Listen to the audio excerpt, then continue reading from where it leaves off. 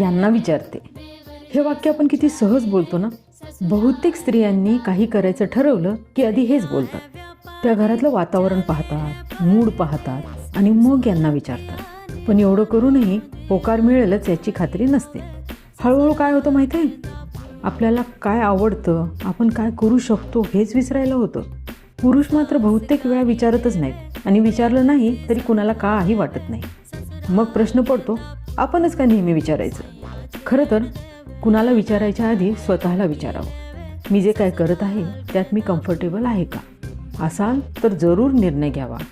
विश्वास असेल आणि स्त्रीच्या स्वत्वाची कदर असेल तर विचारणं गुलामी ठरत नाही, ते संवाद ठरतं. आणि हो, विचारून साथ देणारं एक नातं आहे जे विनाकारण बदनाम झाले, ते म्हणजे सासू सुनेचं.